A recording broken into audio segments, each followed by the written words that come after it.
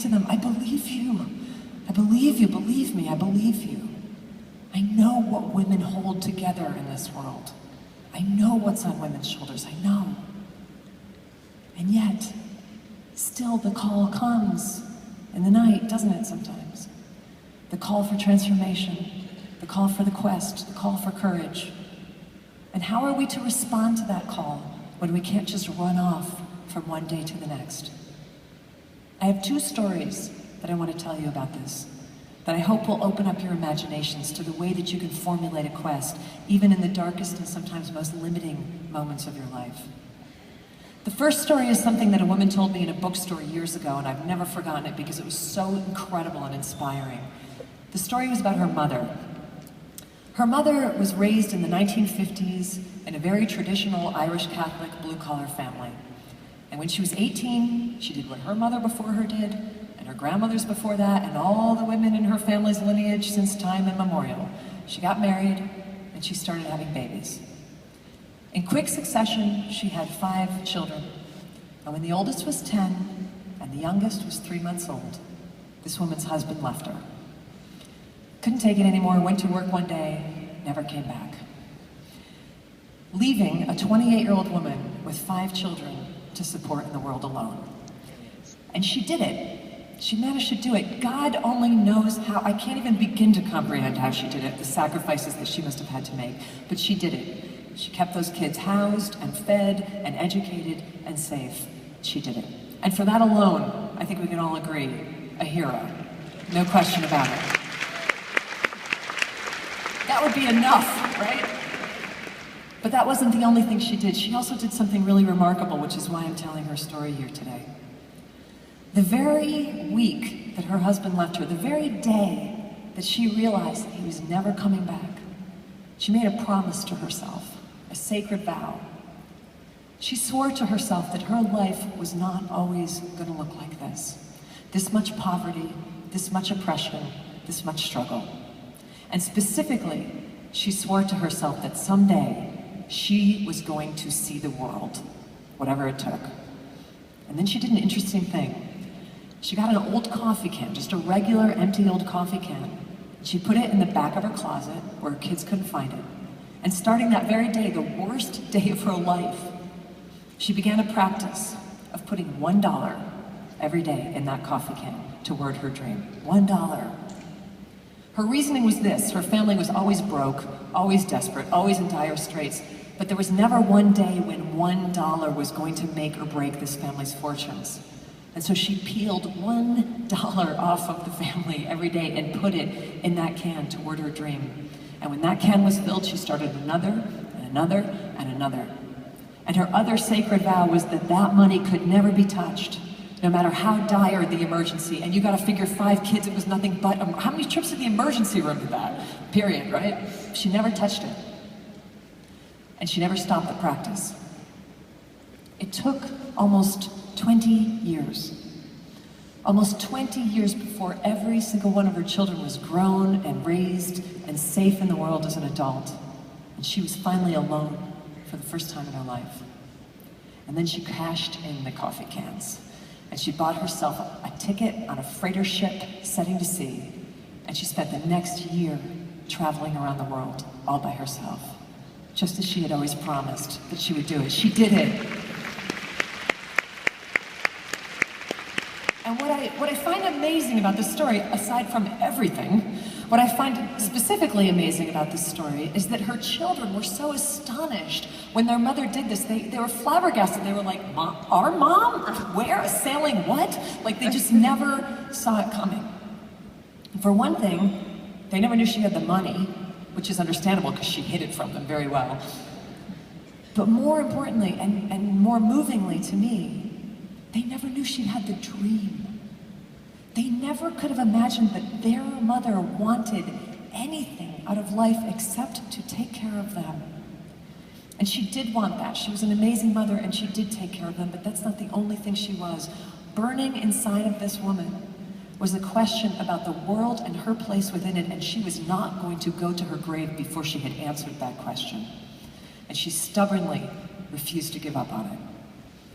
What I also find amazing about this story, and very typically human, is that while she was out there on her odyssey, on her quest, on the journey of her life, back home, all her friends and neighbors kept saying, "Man, she's so lucky.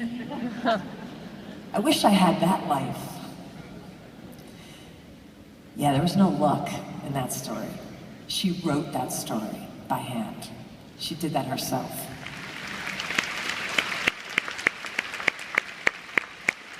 And the moral of that story, of course, is that if you cannot begin your quest today, that's okay, you don't have to, but you do have to begin your plan.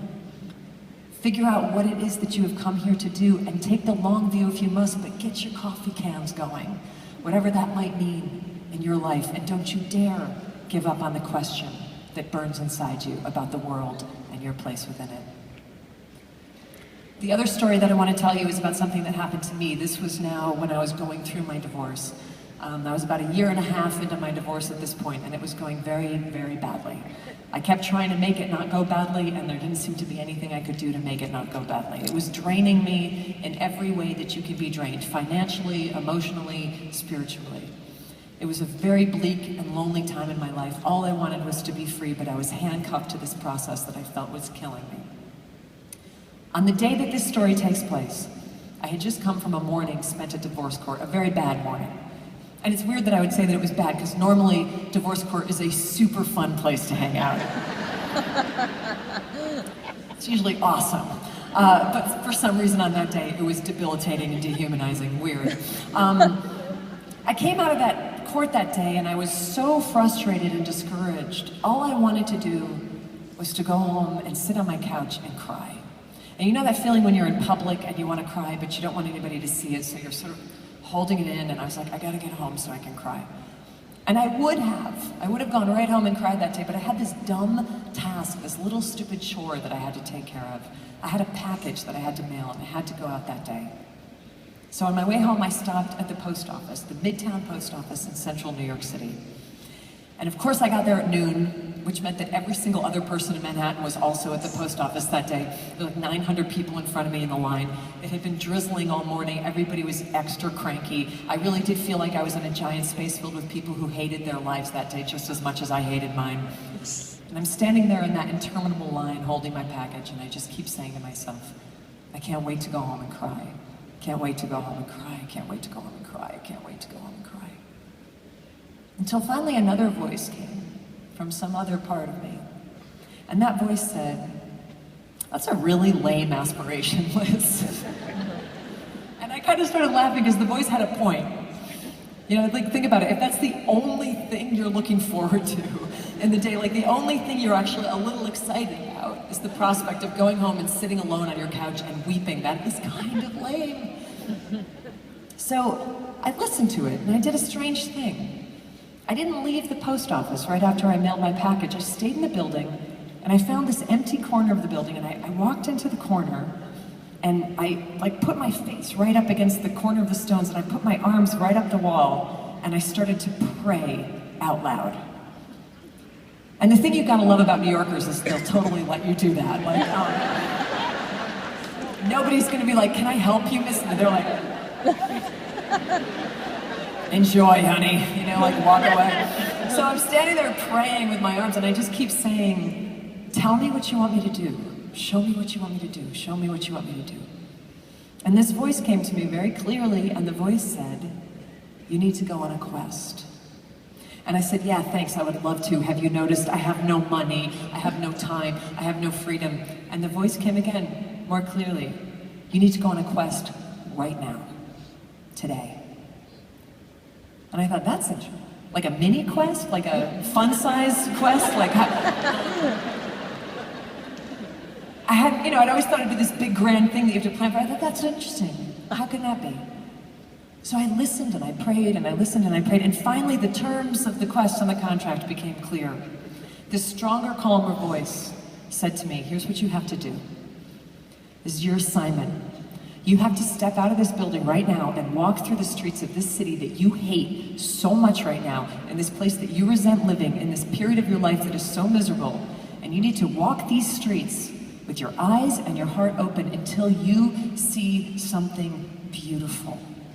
And it can't be minor. It's got to be like earth-shakingly beautiful, bone-quakingly beautiful. It's got to rock you and wake you up because you, young lady, need to wrap your head around this reality that even here, in the deepest and darkest, most lonely, horrible moment of your life, you still live in a world that is exploding with miracle, and you better go out and find some evidence of that. And then, once you have proven that, you can go home and sit on your couch and cry. I was like, all right. So I squared my shoulders and I squared my jaw and I got like kind of angry about it. I was like, I'm gonna go out there in that stupid city and find some freaking beautiful, dang it, you know, stupid beauty, you know, and like, so I marched toward the door with all this purpose and I throw open the doors of the post office and I stop dead in my tracks. Because there, right in front of me, walking down the bus lane of 7th Avenue, are 5 elephants. Elephants, real ones, 5 of them, in midtown traffic. And you know the way they walk, like trunk to tail in that beautiful ancient swaying grace, right? Right there. And each one of the elephants was draped in a golden cloak. And sitting on the back of each elephant was a showgirl in a sparkling costume with a giant plume of feathers coming out of her hair, waving at the world, waving at me. I sat down on the steps and looked up at God and said, that'll do. Thank you. Thank you. And I want to make something very clear here. I believe in magical thinking. I believe in manifestation. I believe in the promise and all that stuff. But even I do not believe that I personally have the power to manifest 5 Asian elephants in golden costumes with showgirls on top of them in midday traffic in Manhattan whenever I need a burst of beauty. I actually don't think I've got that kind of juice. And as it turned out, there was a perfectly reasonable explanation for the elephants being there that day. The circus was in town, right across the street, Madison Square Garden. And they were just taking their elephants for a little walk to get some air, you know, the way you do with your elephants. What I'm saying is that those elephants were going to be there that day anyway. They were destined to be there regardless of whether or not I had accepted the challenge to go on that vitally important mini quest for beauty. They were going to be there. But if I had not accepted the challenge of that quest, they would not have been my elephants, do you see? And if I had not asked God to open up my heart and my eyes to the possibility of beautiful miracles in the world, they would not have been my sign from God. They would not have been my portent. This is what Oprah Winfrey's always talking about when she talks about co-creation. This is how you work with the universe. And no, I did not go home that day and sit on my couch and cry. I went home that day exalted. And over the next few months, which were not easy months, I suddenly felt like I was seeing elephants everywhere. Yeah. Not real ones, but like everywhere. They were in advertisements, they were on billboards, they were in people's tattoos, they were in the jewelry of the woman sitting next to me on the train. They were all over the place. And every time I saw one, I felt that same jolt of electricity, that same certainty of faith that I had that day in my little miracle in the post office steps. Every single time it was a sign that said, you're on the right path. You're on your quest already. Keep going. Keep fighting for your right to define your life by your terms. Don't you dare give up on yourself. Keep going. And I kept going. And 2 years later, I was in India riding on an elephant.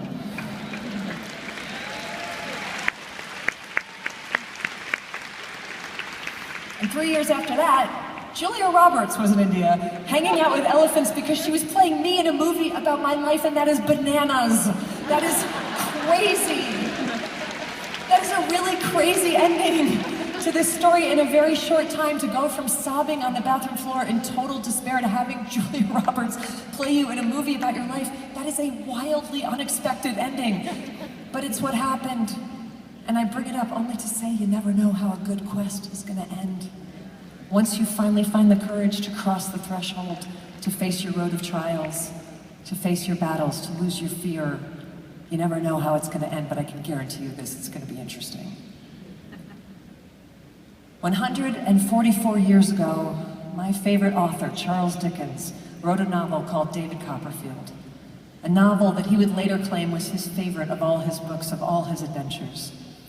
He wrote the book in the first person, in the voice of young David, an abandoned orphan alone in a perilous, violent world.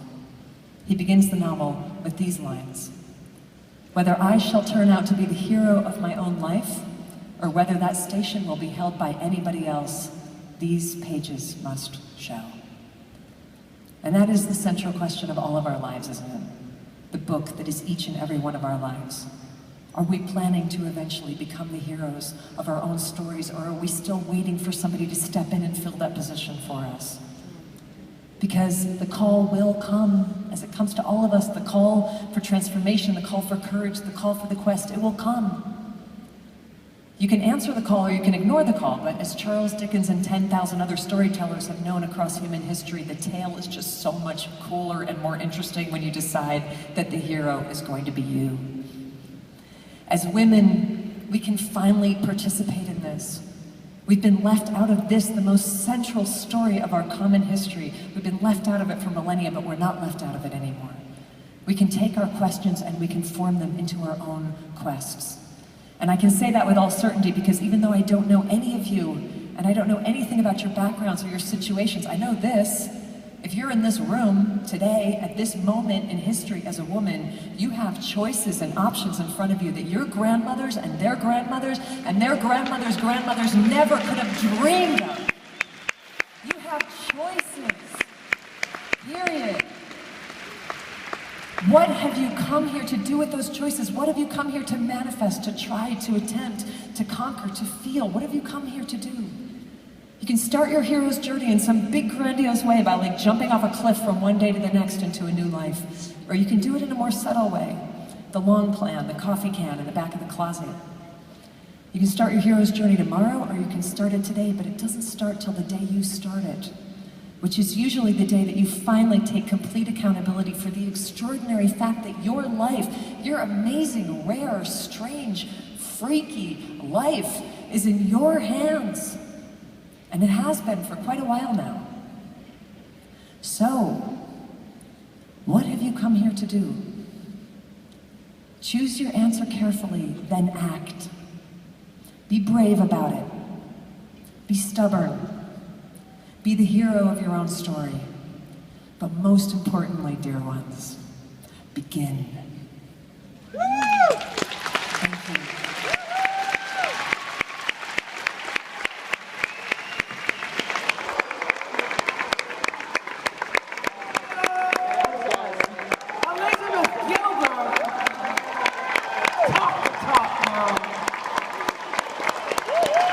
Stand up for that. When you do that, I just love that story. I love the story of the coffee cans. And I love the elephants. And you know what? I live by that too. I'm always asking for signs. And when you ask, they show up. So you all can begin to do the same, to ask for the signs. Do you still see elephants all the time? oh, everywhere. There was a tattoo just the other day. Thank God people have tattoos now, because the signs